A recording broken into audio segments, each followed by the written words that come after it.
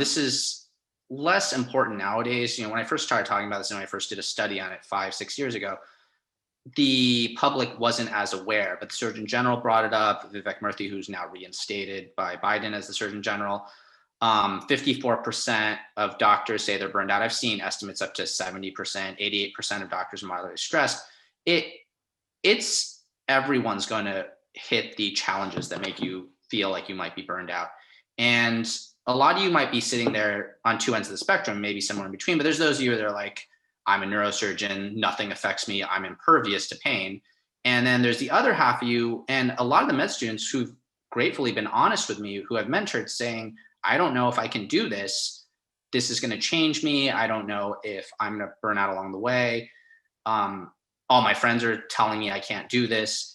And that might be true, but I think a lot of it is self-awareness. And we published a study looking at hundreds of neurosurgery residents across the country back in the mid-2000s. A more recent study I'll show updated that a year ago.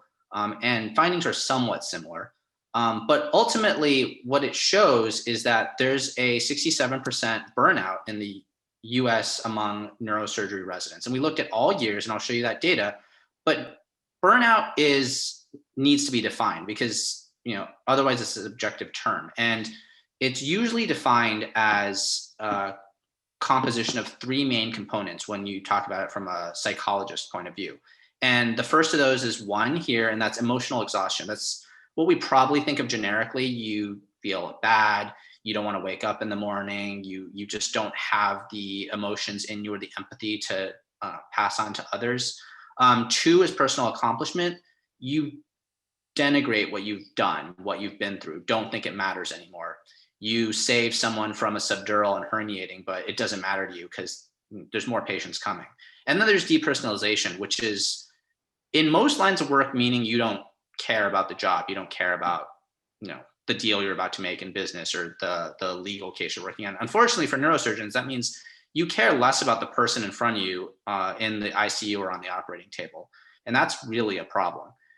We define this as low, medium, or high, and high is where it becomes really concerning, but medium to some extent. And we look at emotional exhaustion and depersonalization, which are much higher than in other fields. Now, emotional exhaustion, as I defined, is feeling bad, and depersonalization is very high, and that's really not being connected to who you're taking care of.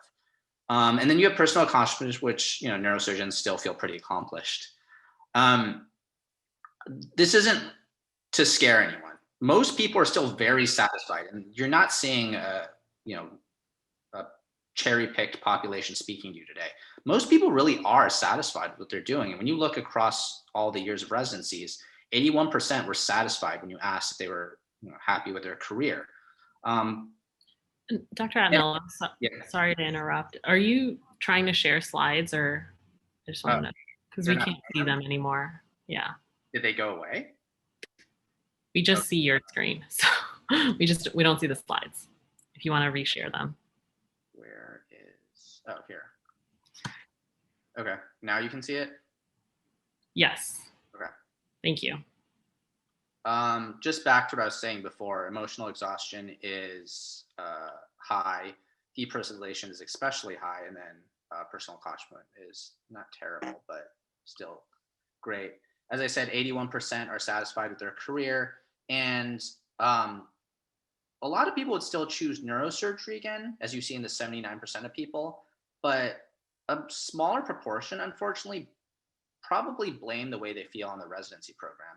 And you'll see a lot of what I'm talking about today really harks back on what everyone is talking about. Everyone is trying to make the best residency program and the best training experience for the people in the program, and they're all aware of this. But I think you have to look at fit. Fit has come up repeatedly, and the types of people around you, the types you're attending, the mentorship, that probably plays into why these people don't want to choose a residency again. Again, there's another point to me talking about this, and it's not to scare anyone. It's to make sure, one, you're aware of yourself and when things are going off the rails, and two is to realize that it gets better over time. As I said, people are satisfied, and there's two lines to really look at. Burnout is orange here, and career satisfaction is in light blue at the top.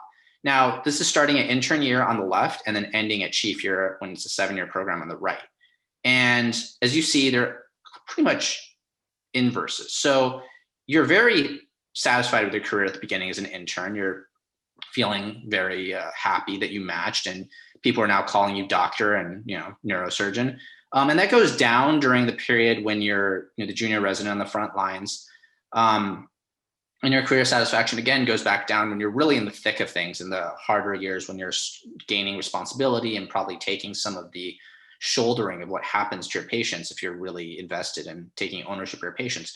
But over time, as you get back to kind of that last group of speakers that's finishing or finished, you start to see that satisfaction go up even higher than it was in the beginning. So it does get better. And the opposite is true with burnout. Your burnout is low at the beginning. It goes up pretty significantly by the middle years. And then by the final years, it drops very significantly, lower than average for doctors. It goes up a little bit, probably because people are trying to find jobs. But again, it gets better over time. You have to expect that in the middle of your residency, it's going to be very hard. And this is where I don't want people to kind of go off the rails and say, forget it. I just want to, whatever. I don't want to do what I originally wanted to do. This sucks. One of the biggest things, especially a modifiable factor. Now, there's a lot of things we went into, and I don't have time to go into everything. But one of the biggest things that you want to be able to change that can change that outcome is a mentor. And this has come up repeatedly again. It came up in the program director talks. It came up, I watched the Women in Neurosurgery because Isha, my co-resident, was in it. It came up there in mentorship. It just comes up repeatedly. If you have a good mentor, and if you have a good relationship with that mentor, not just having a mentor, but even having a good relationship, each one of those is extremely helpful in decreasing the likelihood of burnout and multivariable analysis. And I'm not going to go through this picture on the left, but there's always mentorship, as Dr. Mack and Agi and Lim point out in the research, because research is a lot what drives my career too. You're always looking for mentors, both surgically. I still once in a while consult other surgeons on my tumor patients, and I'm regularly consulting both PhD and MD mentors on how to move forward my research career or look at data or whatever it is. And two of the biggest things you're looking for is someone that's what you want. You don't need just one mentor. You can have a mentor that's looking at you for your family life. You can have a mentor that you're looking for your research. You can look social life mentor, whatever it is. Focus on what it is that they can provide you. You want to be where they are. And then number two, they have to be invested in you. There's a lot of people that are really, really big names, but may not be focused on you, or that might not be their focus in life. And you see the people that have gone through, talk to the people that have gone through, talk to them. But I think that's important. There's not much time for my talk, so I'll go quickly. There's other factors, and I can't go into detail, but these are obvious. If you have social stressors outside work, that's going to be extremely difficult to not have burnout. And it's probably because there's multifactorial contributors. Your social stressors are causing burnout, and then it snowballs with your work. That's something to think about when you're trying to set up your fit for your program. Maybe the social environment, if there's support, will help. And then another point that comes up is operative experience. Part of this is you, and part of this is your program. The more operative experience you have, the less likely you are to burn out. So this is lack of operative experience. So if they have a lot of lack of operative experience, they were 8 times more likely to burn out. So basically, two things here. One is there's a tendency for students or residents to want to hide when things get hard and avoid surgery, because sometimes that becomes somewhat optional. You can avoid it to do scut work. And I bet you none of you think you'll do that. But when things get tiring and you have the option of maybe avoiding the OR, of course, within hours, but when you have the option of avoiding the OR to go eat or go, rest or do something that's slightly easier or less stressful, some might take it at times, and that actually will lead to burning out. And again, looking at residency programs, sometimes the easier program may not be easier because you'll find that the less experience or less exposure of the OR, the quickly you lose sight of why you it's in the first place. Other factors, involve yourself nationally, whether it's chicken or egg, whether you're happy so you're going to national meetings, or national meetings are making you more aware of the bigger picture. I think both are probably true, but try to get involved and not lose sight of the bigger picture. And the mentor helps you not lose sight of the bigger picture, but neither does going to national meetings. socializing with co-residents outside, again, I'm sure that's chicken and egg, and probably both.